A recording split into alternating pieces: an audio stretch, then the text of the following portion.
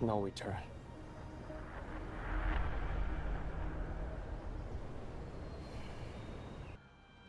係出去俾人劈。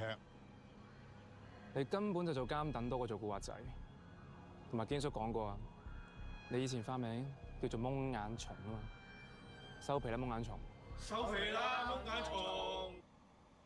冇嘢啊，靚仔，幾有你死鬼老豆嘅風範啊！阿堅睇唔睇到啊？俾我你做咩啊？你快應姐啦，松哥！快啲數下啊嘛！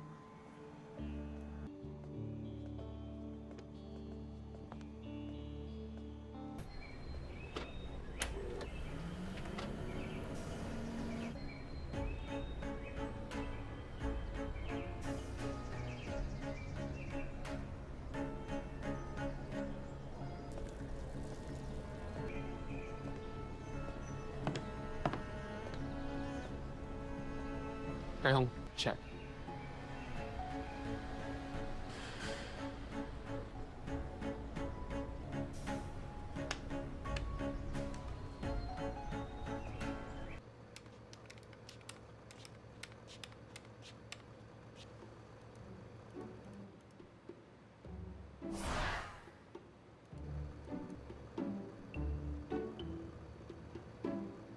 夠鐘下午茶。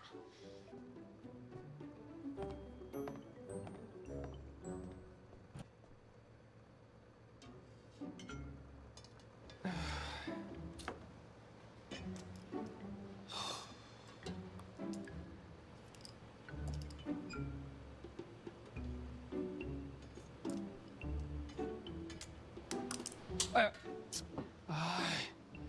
跌鬼咗去邊啊？喺後邊咯，支筆。揾唔到嘅，揾下先。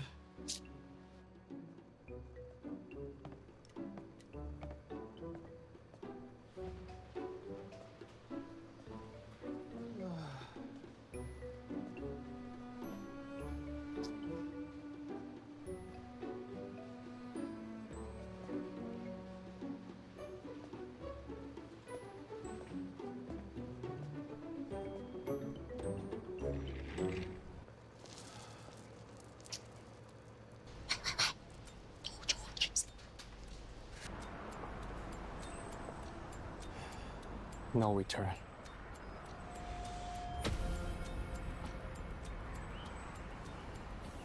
終於嚟到決戰嘅前夕，對付最強嘅堅叔，我哋就用最強嘅手段，針對堅叔最強嘅強項。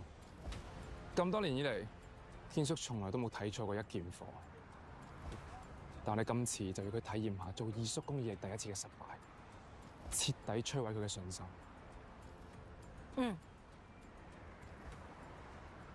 阿玲，分手？吓？做咩事分？佢就係 James 啊！佢就係其中一個呃得我最金嘅 X。咁嘅貨你都信？喂，得唔得㗎？冇乜時間㗎喎。哎，你同我定啦。James 咧喺我咁多個 X 入邊讀書最多、最有演戲經驗嘅臨時演員。臨時演員。唔係，係特約演員。俊哥，阿玲，好多謝你哋俾機會我一定會赴湯蹈火，在所不辭。哇，俊哥，隻錶好閃喎！閃唔閃唔係重點，你嘅任務就係拎呢一隻錶拎去一間當鋪度當咗佢，成個過程唔使你3分鐘，聽落好似好簡單，但個難度係你要令嗰度嘅二叔公相信呢一隻錶係真嘅，同埋呢一隻錶係屬於你嘅，因為如果佢有任何懷疑，佢就唔會收呢一隻錶，明唔明？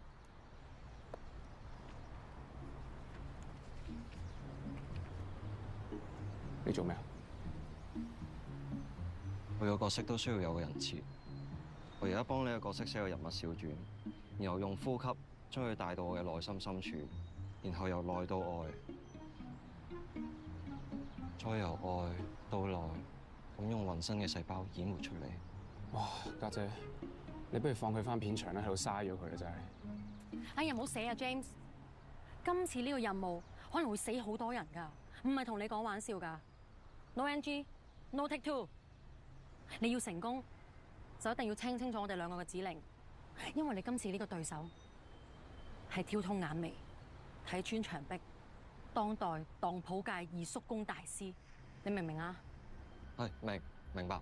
當得隻幾萬蚊嘅錶，一定係做生意需要資金周轉，所以你要着西裝，深色嘅西裝，不過唔使打呔。OK？好。正常人第一次去當鋪一定有少少緊張，所以你一入到去，要先留喺遮醜板嘅位置度，唔好直接入去。喺呢個時候，個二叔公應該會問你：想當咩啊？有咩可以幫到你啊？記住，千祈唔好應佢。你可以左右望一望，然後等到佢問你第3次嘅時候，你先行過去答佢。記住，行過去嘅腳步都要放慢，最好係拖住你行嘅。放低隻錶嘅時候都要留心，將隻錶擺喺台面嘅時候，放手之前，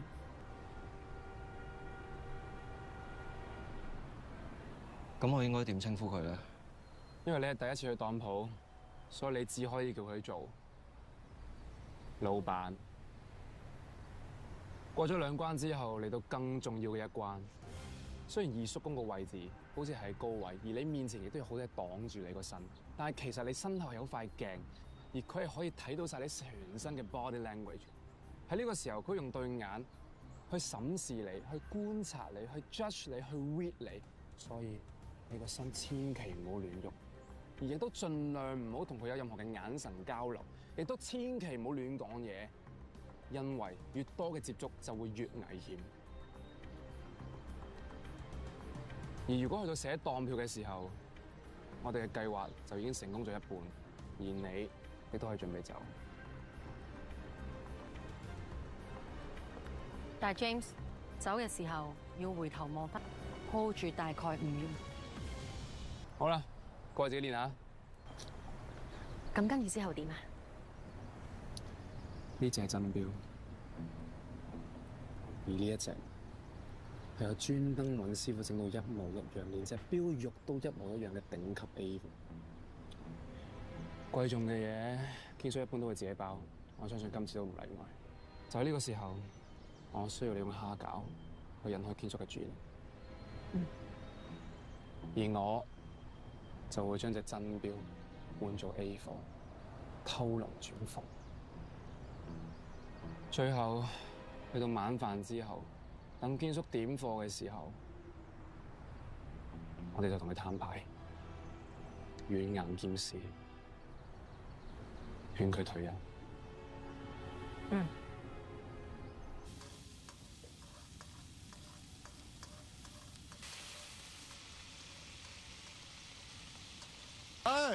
開飯啦！好，知道。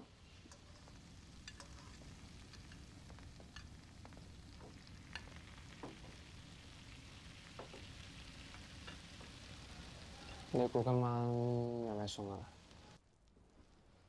食飯啊！堅叔，咁你咧？又話自己係識條鐵精算投資新人王，4隻雞髀分咗3個人咩？阿玲，話俾佢知，計數最緊要咩？最緊要先乘除後加減。咁呢條唔係數學題嚟㗎嘛，係條 EQ 題嚟嘅。嗱，你嘅、我嘅，而家咪一人有一隻咯，係咪？咁剩低呢隻，一半我嘅，一半家姐嘅。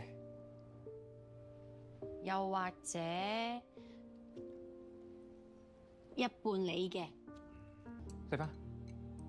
係，我3高啊！呢啲高危嘢，你食埋佢。喂，減肥啊？咁減肥就呢隻都唔好食啦。我增緊肥，唔客氣啦。食飯。食啦，傳嚟傳去。但我都想食。喂，少少。